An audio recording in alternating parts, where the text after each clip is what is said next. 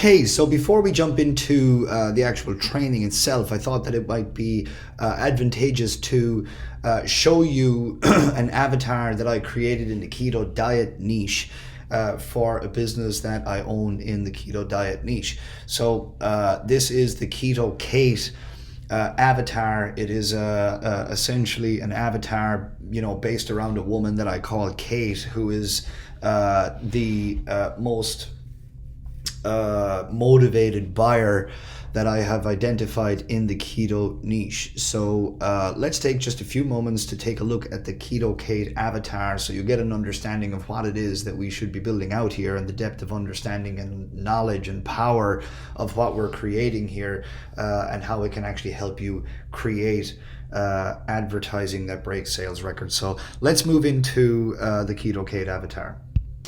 Okay, so this is a avatar breakdown of Keto Kate.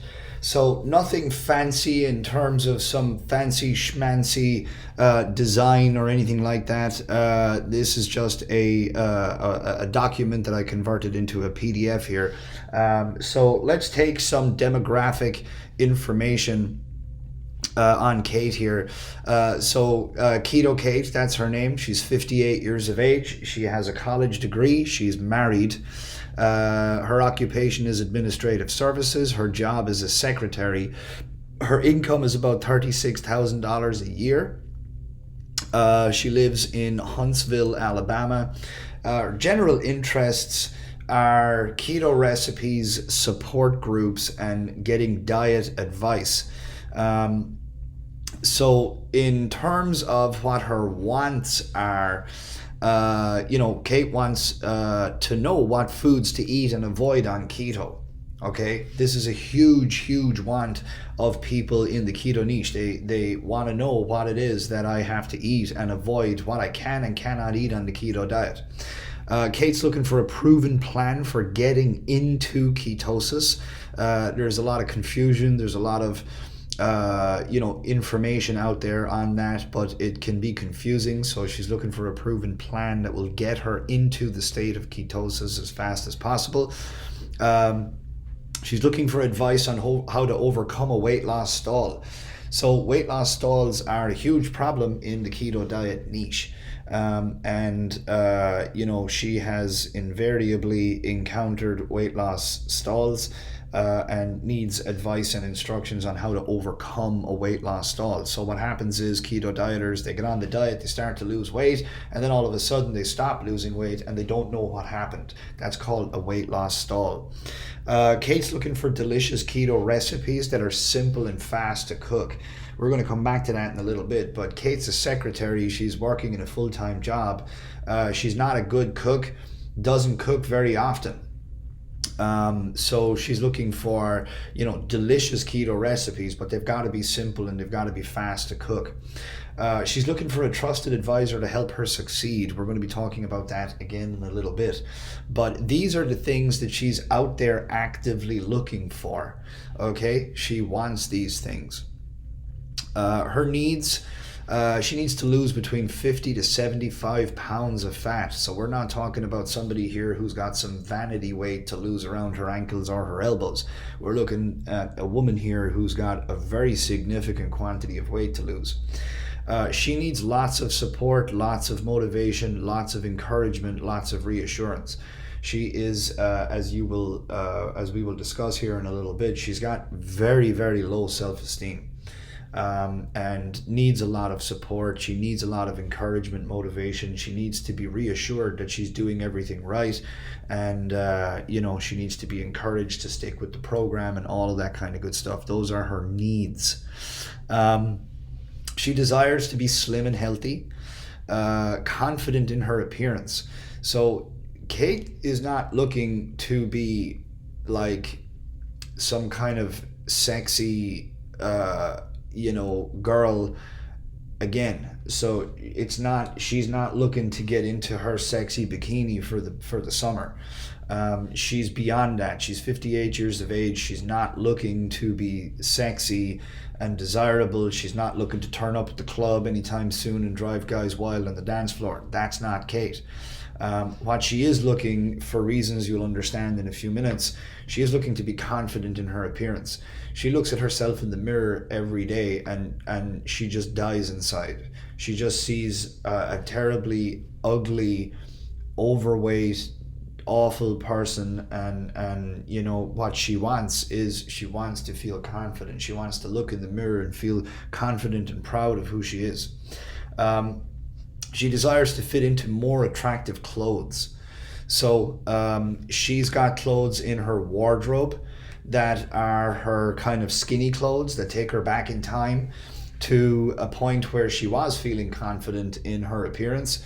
And every time she looks at those clothes, she just reminisces about how awesome she used to look, how confident she used to be, and she desperately desires to go back to that point of in time where she could fit into those clothes and be more confident and in her appearance. But it's a double-sided coin, because she is out shopping, she sees attractive new clothes that she would love to fit into as well. So she really does desire to fit into more attractive clothes. She desires to look great for her husband. So this is a double-edged sword as well, a two-sided coin, in the sense that, she wants to look great for her husband for two reasons. Number one, because she's so overweight and because she has such low self-esteem, she believes that her husband is not proud of her. She believes that her husband, is not confident in her appearance. And that has come to her attention via one or both of the following, in one or both of the following ways.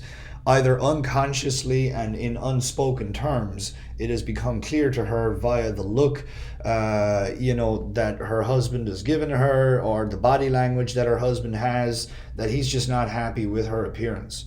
In some form or fashion, in an unspoken way, via, looks or body language, she's clear that he's not happy, he's not proud, he's not confident in her appearance, and feels really bad about her appearance.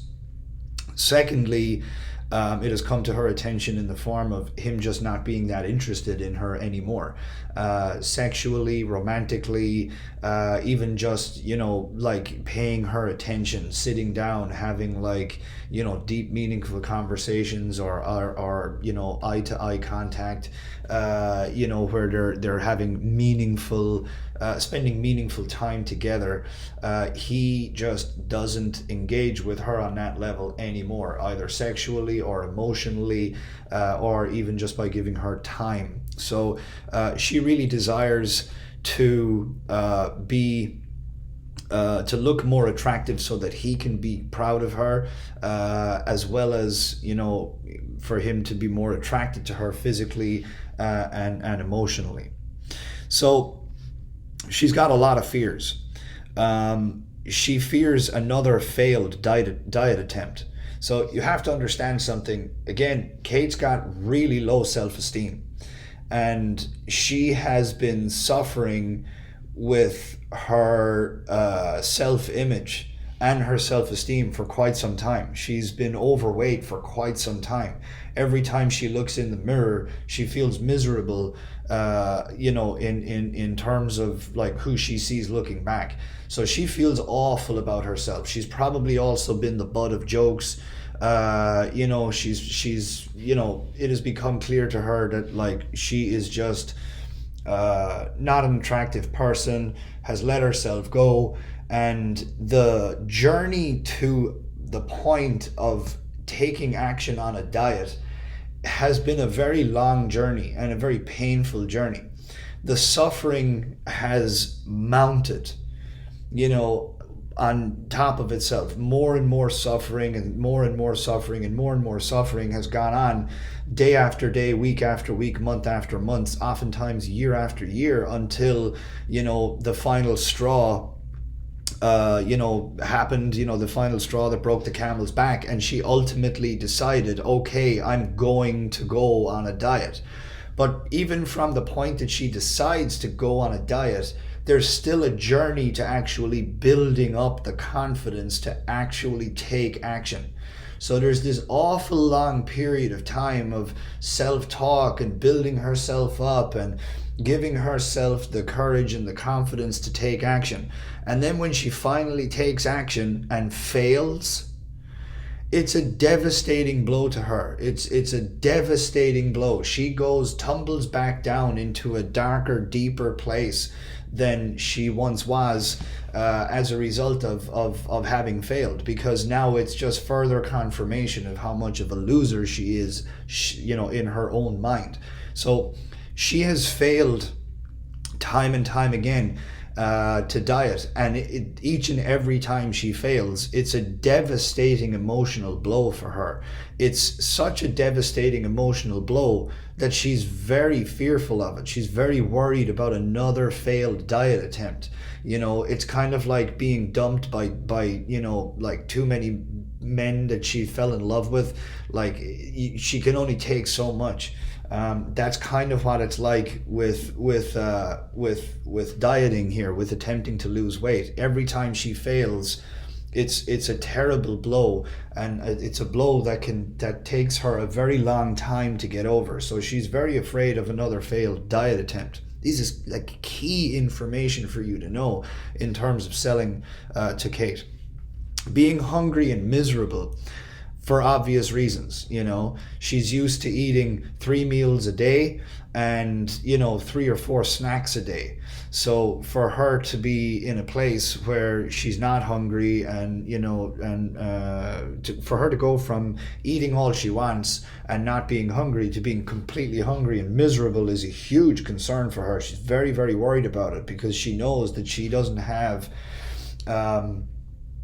she doesn't have the resolve to fight through that. She doesn't have the commitment to stick with it. She is terribly afraid of pictures. Terribly afraid of pictures. Shies away from them, feels absolutely horrible every time she sees herself in a picture. So really, really hates pictures. And, does not like how she looks in pictures. She's got really, classic examples of her being with her husband while her husband is with his friend and his friend's wife.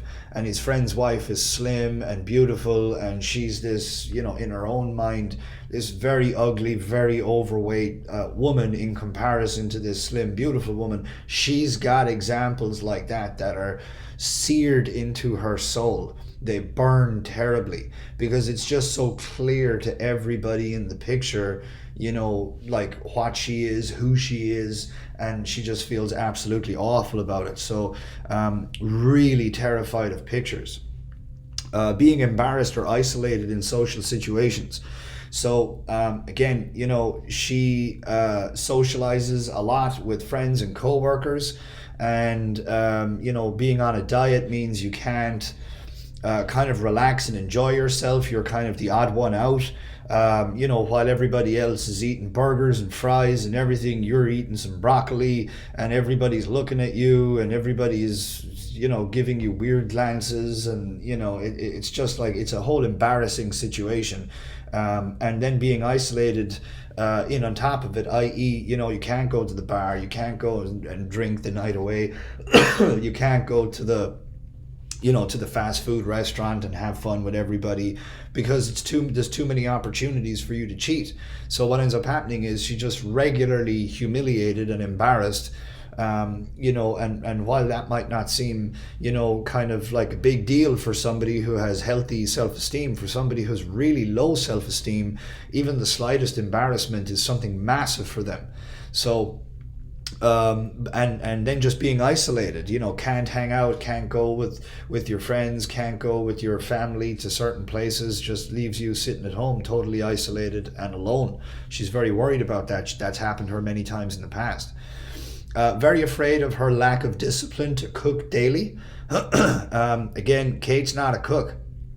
Kate goes to work every day, so does not make breakfast most likely in the morning. Gets up, goes to pick up some egg mac muffins on the way to work, or some food in the cafeteria. Then she's eating out for lunch.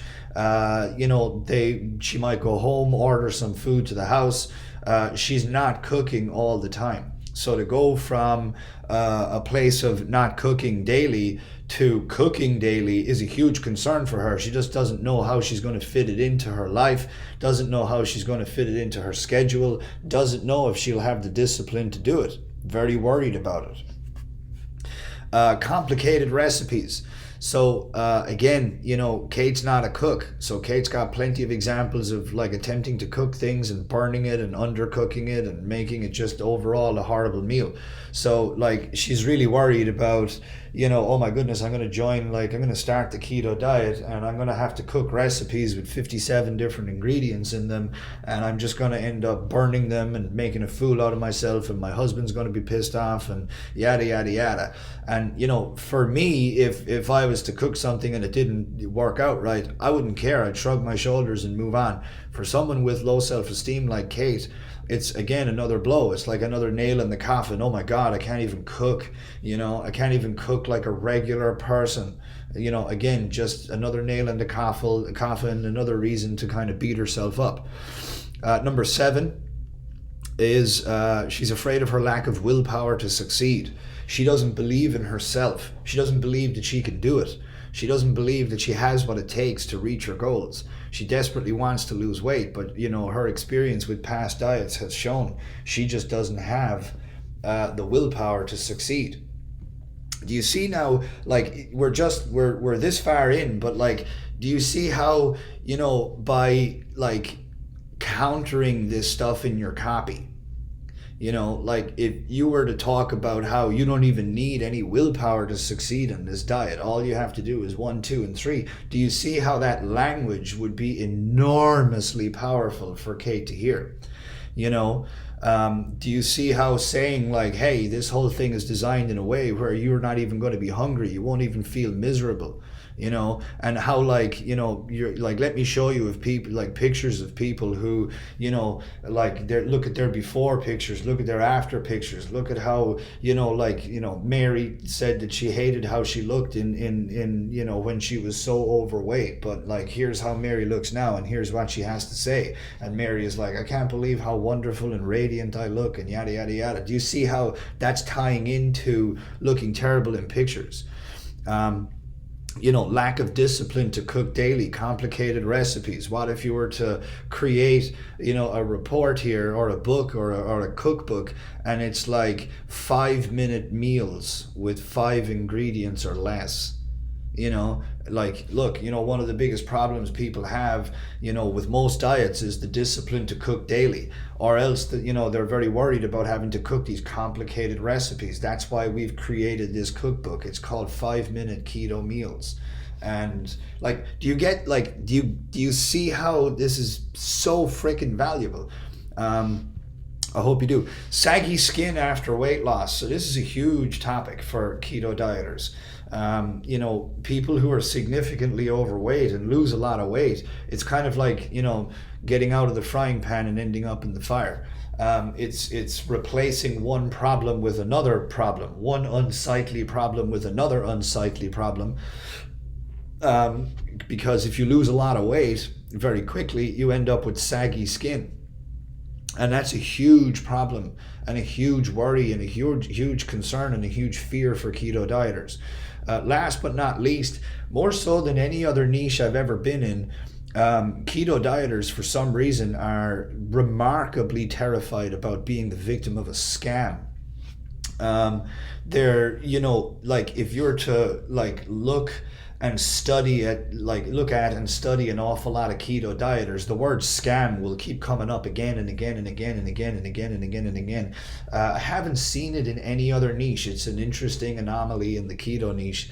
But keto dieters are very afraid of being the victim of a scam, and that is critical insight to understand about this prospect, because it means that you have to put an extra emphasis on making that person feel comfortable taking out their credit card and ordering. It's just an interesting one. So, Kate's frustrations are not losing weight fast enough, not understanding macros and how to track your macros. This is, if you don't know anything about the keto diet, then don't worry about that. But macros are a huge part of the keto diet, and it's like quantum physics for 99% of keto dieters. They don't know how to do it. Conflicting advice that causes confusion is a huge problem, major frustration for keto dieters, because they go to one website, it says do this, they go to another website, it says don't do that, do this instead, and then they go somewhere else and someone else is saying no, all of that is BS, like here's the only way to do it. So conflicting advice that causes confusion is a major frustration. Not being able to snack or eat desserts or drink alcohol is a major frustration for people. So if these dieters, people who are overweight, massive snackers, huge sweet tooth. It's just a massive thing. So to cut that out is a huge problem. So again, if you were to come up with keto snacks and desserts, for losing weight on the keto diet, that's going to be like a way to serve that frustration. No alcohol is a huge problem. Again, complicated recipes. Major frustration. It's like giving a child an algebra, like giving a toddler an algebra equation to solve. Like that's what it's like giving a keto dieter like Kate, somebody who doesn't cook, giving her a recipe with like 57 different ingredients. That goes into it. It's like, oh my God, are you serious? Like there's no possible way I'm going to be able to pull this off. It's way too complicated. It's also way too time consuming, and she doesn't have the time. Another major frustration is that her doctor knows nothing about keto. She's desperately looking for a trusted advisor, but the only person that she really trusts with her health is her doctor, but her doctor's not up to speed on keto, so she's left out in the cold. She's kind of alone in the dark. She's lost, in the woods. She doesn't know where to go, who to trust. She's desperately looking for somebody to take her by the hand and guide her, but she's very, very frustrated and annoyed that her doctor doesn't know anything about keto because she feels isolated and alone. Her problems are she has low self-esteem. This is huge. This is a massive, massive problem for her because it affects everything in her life. It affects the actions she takes, the actions she does not take, how she perceives herself, her commitment to things. This is why she needs lots of support, lots of encouragement, lots of reassurance. She needs to be built up, motivated, kept, on the straight and narrow. But her low self-esteem is huge. Weight loss stalls, we spoke about that earlier, major problem. Can't get into ketosis, major problem. Not a skilled cook, major problem. Staying keto while traveling and socializing is a major problem. It's the number one reason why keto dieters cheat. They don't know how to stay on keto while traveling or when eating in restaurants. It's the number one reason why keto dieters cheat. And then of course metabolic syndrome. They have a whole bunch of like physical problems and health problems that come under this umbrella of metabolic syndrome. So they have high blood pressure, high cholesterol, diabetes, high blood sugar, all these kind of things. These are the major problems that Kate has. So what is Kate's ultimate desired outcome? So Kate, in a nutshell, is tired of feeling miserable and embarrassed every time she sees herself in the mirror or in a picture. She's looking for a fast way to lose weight that is simple to understand and easy to succeed with. Kate dreams of losing 50 pounds so that she can fit into more attractive clothes. She wants to feel good about herself and confident in her appearance. She also wants her husband to feel proud of her and pay her more attention. So that is Keto Kate. That is her avatar in a nutshell. You can understand that there's an awful lot more information around these little bullet points, but these bullet points are just snippets of information to remind me of the depth of meaning behind them, so that when I'm sitting down to craft my offer or write my advertisement, I've got all of this stuff in my mind. Everything here, if I take the time to sit down, and create a sales message, a sales funnel, or an offer around all of these things, giving Kate everything she wants, everything she needs, everything she desires, a way to accomplish everything she desires. If I overcome all of her fears for her, if I eliminate all of her frustrations, and show her exactly how she can overcome all of these problems and achieve her ultimate desired outcome by signing up for my product, I will create advertising that breaks sales records. This is the Keto Kate avatar. This is the level of detail that you need to get to. And what we're going to cover in the remaining part of this training is exactly how you go about compiling all of this information. Because once you have this, not only are you going to know exactly what you need to talk about in your advertising to generate breakthrough advertising, but you're also going to be in a position to reach out and only bring Kate into your business. Because the advertising that you create to sell whatever your product is one thing, but it's also very important that the only people that you bring to your advertisement in the first place are Kate's. Because as I mentioned before, there's so many prospects in the keto niche. There's the 21-year-old selfie taker, there's the bodybuilder guy, there's so many different prospects. But if you bring 21-year-old selfie takers to your sales page, they're not going to buy anything, and you'll just have spent all of your money bringing the wrong prospect to your sales page.